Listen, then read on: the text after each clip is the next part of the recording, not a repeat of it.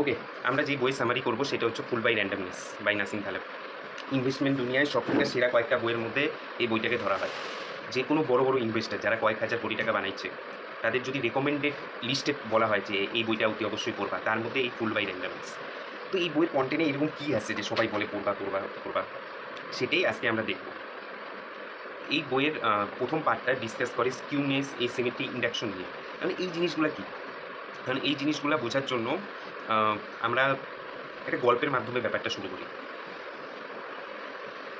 একটা রাজা ছিল পরসেরাস। তাকে পৃথিবীর সবথেকে বড়লোক বলা হইতো সেই সময়। সে সলোন এর দ্বারা ভিজিট হয়েছে। একজন গ্রিক জ্ঞানী ব্যক্তি, মানে যারা উপদেশ দেয়, যারা মানে আমাদের চাণক্য টাইপের লোক। সেই সলোন তার ডিগনিটি, হিউমিলিটি, উইজডম, ইন্টেলিজেন্ট, কারেজের জন্য বিখ্যাত ছিল। এখন পরসেরাসের এত ওয়েলথ দেখা সেটা সলোনকে মানে ইমপ্রেস করতে চাইছিল। তো পরশোরাস বলা, ভাই তুই দেখছিস আমার মতো বড় কেউ আছে? সলোন পাত্তা পুত্তা দিতেছিল না যে এই তুই চুপ করে, তো এরকম করিস না। তখন পরশোরাস জিজ্ঞাসা করলো যে আমার থেকে খুশি ব্যক্তি কাউকে তুমি দেখছো? তখন সলন বলল, হ্যাঁ, অনেকজনে সারা জীবন ভালো এক্সপিরিয়েন্স করে, ব্যাটেলে মনে, তারা খুব খুশি। সে আবার জিজ্ঞাসা করলো যে ভাই তুই আমার থেকে ভালো ব্যক্তি কাউকে দেখছিস? সে বললো মানে এইরকম টাইপেরই এক্সাম্পল দিল যে সুখী জীবন, হ্যান ত্যান, মরা, হ্যান ত্যান। মানে এই জিনিসগুলা বারবার দেখা ও খুব ইরিটেটিং হইতেছিল। তারপরে একটা পয়েন্ট ব্ল্যাকে, মানে অলমোস্ট বন্দুক, তখনকার দিনে তো বন্দুক ছিল না, মানে মাথার মধ্যে মাইরা টেরে ফেলবে, সেই পরিস্থিতিতে সলনকে বলল, এখন বল পৃথিবীর সবথেকে বড় ব্যক্তিকে। তখন একটা বড় লোক হইলে একটা অহংকার এসে যায় না যে ভাই ও জ্বলতেছে নাকি, মানে ওইটাও একটা ব্যাপার হয়ে যায়। তখন সলন বলল যে আমি হাজারো মিসফরচুন দেখছি, the observation of numerous misfortune that attend all condition. মানে আমি হাজারো মিসফরচুন দেখছি, সব কন্ডিশনে দেখছি। তখন সাফার, মানে আমাদের সময়ের সাথে সাথে সব কিছু চেঞ্জ হয়। আনসার্টেন ফিউচার আছে, ভ্যারাইটি টাইপ অফ ফিউচার আছে। আমরা তাকেই হ্যাপি বলতে পারবো যখন যার শেষ ভালো, যার শেষ অবধি ভালো। এই জিনিসটাকে যদি পড়ি, the observation of numerous misfortune that attend all condition forbid us to grow insolent upon our present enjoyments. মানে অনেকজনের সুখী টুকি থাকে, or to admire man happiness that may yet in the course of time the suffer change. যেটা আমরা সুখী জীবন থাকি ওইটাকে পার্মানেন্ট ভাবি, কিন্তু সময়ের সাথে সাথে ওইটা চেঞ্জ হয়। The uncertain future yet to come, মানে ওই ফিউচারটা এখনও আসা বাকি। অল টাইপ অফ, ভালো ফিউচারে আসতে পারে, খারাপ ফিউচারে আসতে পারে। যখন ডিভিনিটি, মানে উপরওয়ালা যখন যার শেষ ভালোটা করে, তাকেই আমরা ভালো বলতে পারি। এত কিছু বড়, মানে সিম্পল ভাষায় যদি এক লাইনে বলা যায়,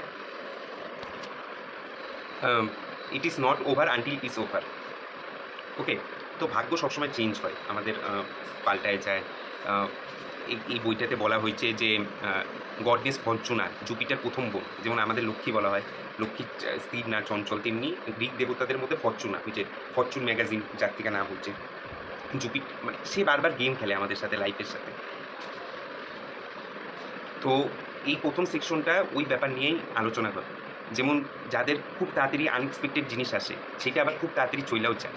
কিন্তু যারা খাটাখাটনি কইরা একের পর এক দিন রাত্রি এক কইরা জিনিসটা তৈরি করে, সেটা র্যান্ডমনেসকে ভালো হ্যান্ডেল করতে পারে। যেমন অনেকে ওই যে রানু প্রিয়া, ওই যে গায়কটা হইল না, একদিনে ভিখারির থেকে পুরা হিমেশ রেশমিয়ার সাথে গান করতেছে, পরে আবার সব ধ্বংস হয়ে গেছে।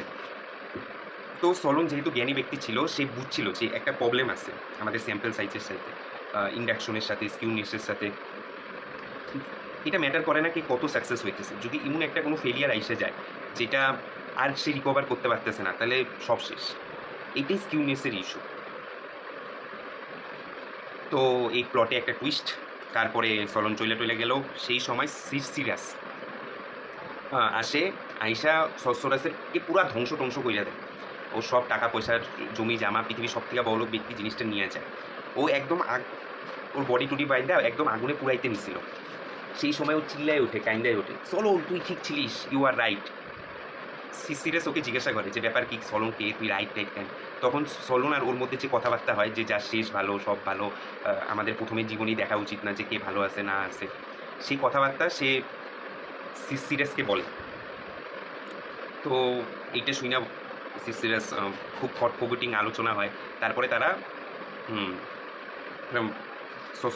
সসরাসকে ছাইরা দেয় যে ঠিক আছে ভাই, তোরে মাফ, তোর কোনো ব্যাপার না, ভালো থাকিস।